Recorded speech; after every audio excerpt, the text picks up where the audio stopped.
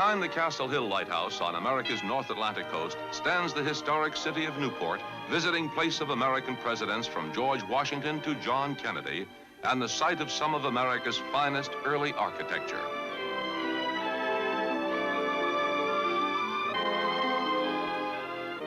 On November 6, 1961, Newport is the first meeting place in America of Prime Minister Jawaharlal Nehru and President John F. Kennedy. The Prime Minister's daughter, Mrs. Indira Gandhi, is warmly welcomed by President Kennedy, and Ambassador to India, John Galbraith, greets a familiar friend. A group of Indian students from nearby Brown University welcomes the distinguished visitors.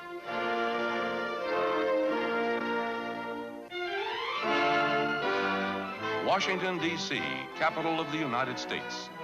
A city familiar to Prime Minister Nehru, wears the colors of autumn and a mantle of fallen leaves as it prepares to receive the Prime Minister for the third time in 12 years.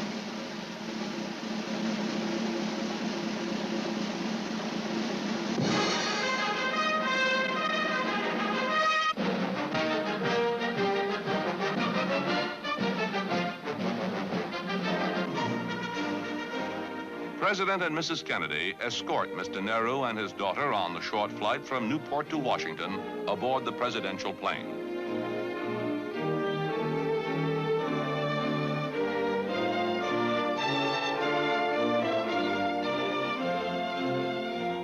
Vice President and Mrs. Johnson, Secretary of State and Mrs. Rusk, and other high dignitaries are present to greet the Prime Minister and his daughter.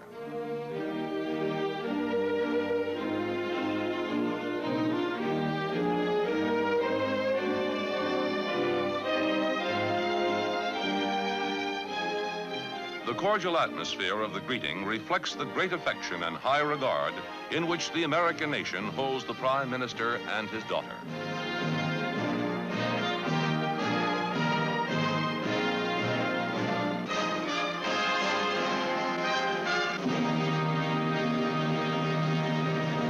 I wish to express, Prime Minister, on behalf of the people of the United States, our great satisfaction in welcoming you once more to our country, which you have visited in earlier days. So, Prime Minister, we welcome you here to the shores of this country as a friend, as a great world leader, as one who has, in his own life and times, stood for those basic aspirations which the United States stands for today. Prime Minister, we're glad to see you again.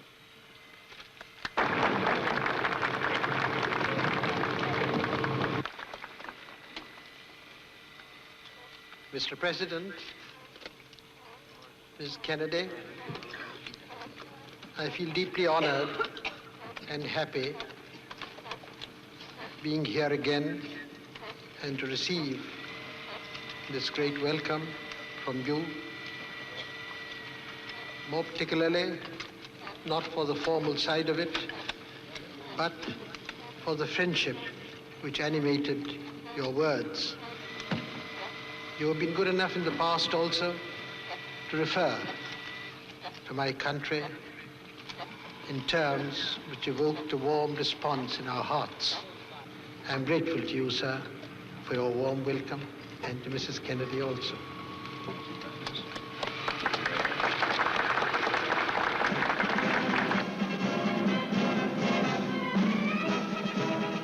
Following the welcoming ceremonies, the Prime Minister and the President fly by helicopter to the White House, residence of the American President.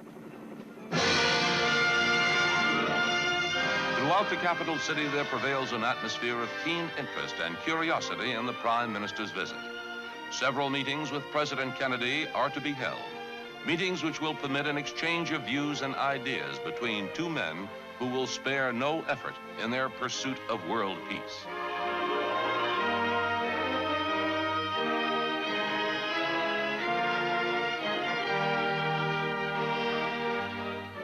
Later that evening, the Prime Minister and his daughter arrive at the White House to be greeted by President and Mrs. Kennedy, who have arranged an intimate and informal dinner during which the two world leaders and the two First Ladies will continue to become better acquainted.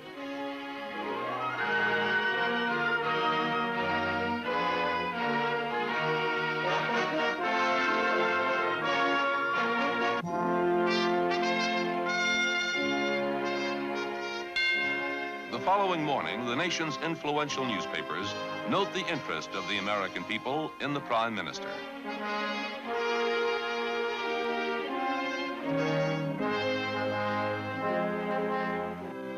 That afternoon, the third meeting between the two leaders takes place. Scores of reporters and photographers crowd around to hear the Prime Minister reply, "Very well indeed," when asked about the progress of the discussions. Indian Foreign Secretary M.J. Desai and Secretary of State Dean Rusk are present for the talks.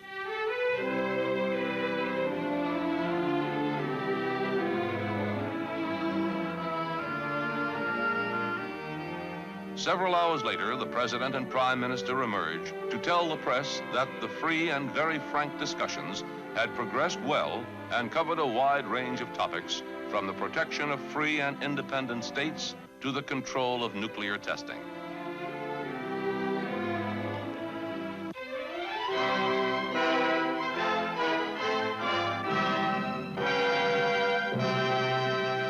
As the Prime Minister completes his visit with President Kennedy, the nearby District of Columbia Children's Hospital is host to Mrs. Indira Gandhi. She meets young Jane Franzella, a polio victim who is being given treatment in the modern whirlpool tank. This visit is a very special occasion for Jane, who has created a picture of a Japanese woman to give to the distinguished visitor. The gift is warmly admired and appreciated to the joy and delight of young Jane. In another area, Mrs. Gandhi and Mrs. Rusk observe the therapy designed to improve the muscular coordination of crippled children.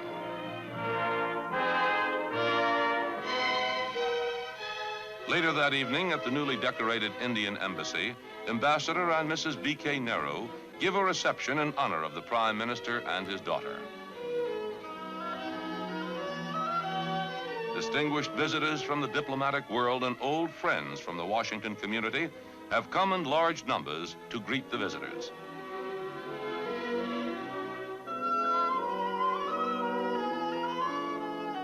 The atmosphere, cordial, gay, and colorful, is a further indication of the high regard in which the nation's capital holds the Prime Minister.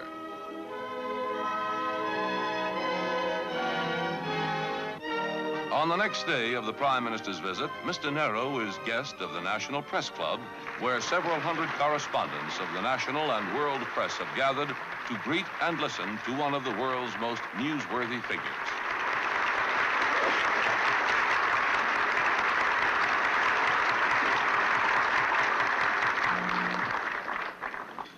Mr. Chairman, members of the National Press Club, as you have been reminded, this is the third visit I have paid to this club as your guest. Speaking of India's development, the Prime Minister says, there's a dynamism in India today, people's minds in activities, in agriculture, in industry, in social services and the like. That is the main thing. And therefore, we have a good deal of faith in the future. During the traditional question and answer period after lunch, Mr. Nehru's replies cover a wide range of topics. First question, as the acknowledged leader of the neutralist bloc of nations, what is your opinion of the continued nuclear blasting by the USSR? Well, the answer is there is no neutralist bloc. Secondly, I'm not the leader of anybody. If you like, my people have done me the honor of putting me in a very responsible position in India, so I can claim to speak on behalf of India. As for the resumption of nuclear tests by the Soviet Union, I've often stated that I've thought it a very harmful, disastrous thing.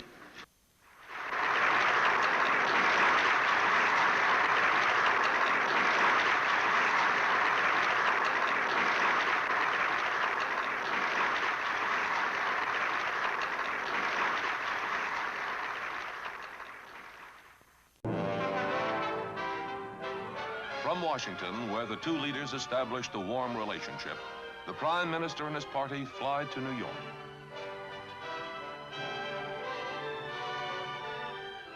A city of more than 8 million people, a city in constant change, a city of culture, a city of hope. In the crowded General Assembly of the United Nations, the Indian Prime Minister is greeted by a prolonged ovation as he is presented to the delegates by its president, Manji Slim of Tunisia. It is a little over a year now since I had the honor of addressing this great assembly. In the course of this year, much has happened, and this organization, which represents the world community, has faced many crises. And among these crises has been the tragic death of the late Secretary General, Mr. Hammarskjöld.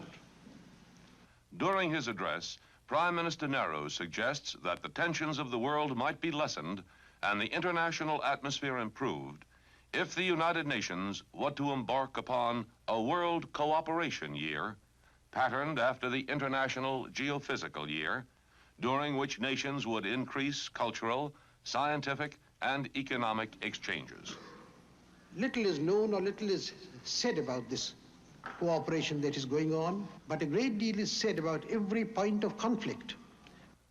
The Prime Minister goes on to express his opposition to nuclear testing in any form and calls for a cessation of tests under an international treaty with effective controls. I'm grateful to you, sir, for this opportunity that has been given to me to address this great assembly.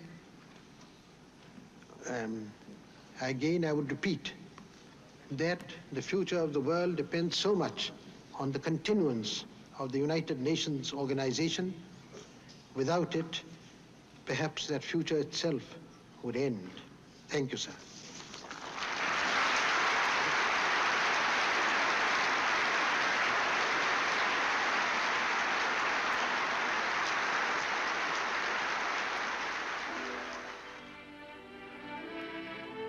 Later that afternoon, hundreds of well-known New Yorkers await the Prime Minister at the residence of New York's Mayor Wagner, who presents the distinguished visitor a key to New York City. Ambassador Galbraith takes the occasion to announce on behalf of President Kennedy that a United States educational consortium for India is being formed to help establish a technical institute at Kanpur. Mrs. Indira Gandhi thanks her hosts for the cordial welcome. Early the following day, several thousand college students gather at New York's Commodore Hotel under the sponsorship of the Collegiate Council for the United Nations. The Prime Minister is greeted with a tumultuous ovation from the students who have waited for hours to see him. Mr. Nehru speaks of the need for enlarging the area of understanding of each other through study, through exchanges, through increased mutual interest, in order to gain the passionately sought goal of world peace.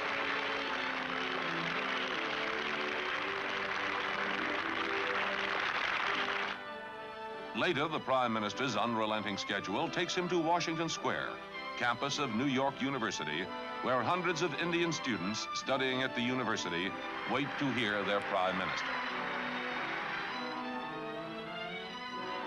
He reminds the Indian students that the knowledge and skills which they will acquire in their studies are of great value both to them and to their country. He urges them to remember their roots and to return home on completion of their education to face India's problems.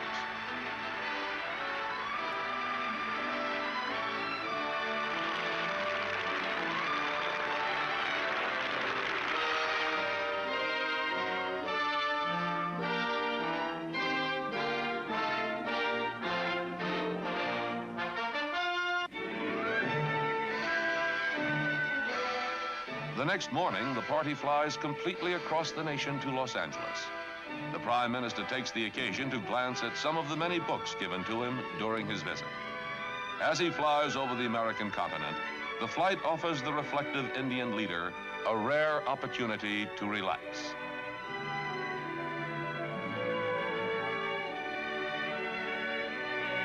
Los Angeles, metropolis of the far west, third largest city in the United States, awaits the Prime Minister's arrival.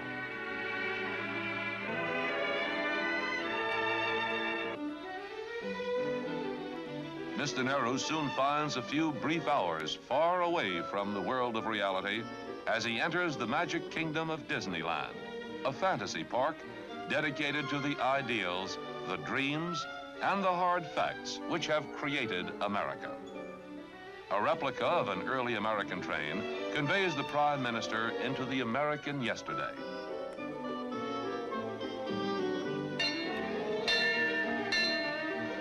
The sights capture the imagination of the Prime Minister, whose knowledge of American history brings greater meaning to much that he sees. The popular Never Never Land has adventure in pirate ships, fantasy, and fun in teacups, and much enjoyment for all who visit this particular bit of Americana.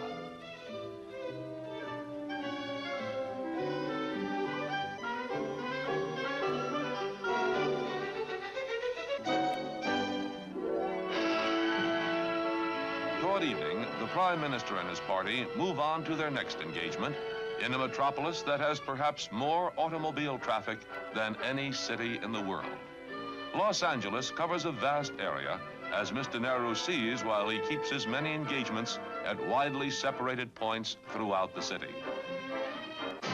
At the Beverly Hilton Hotel, the Prime Minister is the guest of the Motion Picture Association of America.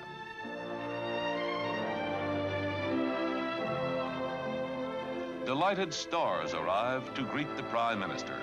But it is Mr. Nehru who is the star here, as he has been throughout his visit to the United States, where for 9 days he has been seen and heard by more Americans than almost any visiting world leader in history.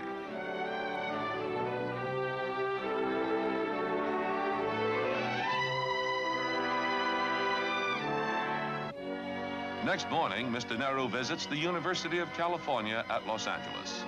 Several thousand American students, together with their fellow Indian students, gather at the university to fete Mr. Nehru on his 72nd birthday.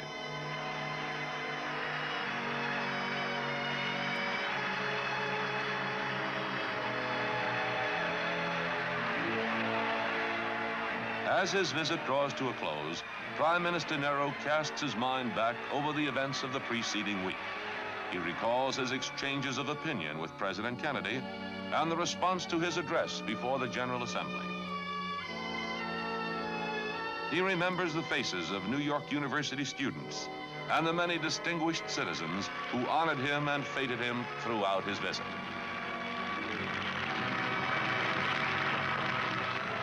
The moment for Mr. Nehru's departure is near, but the crowds which turned out everywhere he went are still present to bid him goodbye. The American hosts express not only their admiration and respect for their departing guest, but also the friendship of the American people for India. Before leaving the United States, Mr. Nehru says that his visit to America has been good for him and good for his country, and that he is sure that it will lead to a much greater understanding and cooperation between the two nations.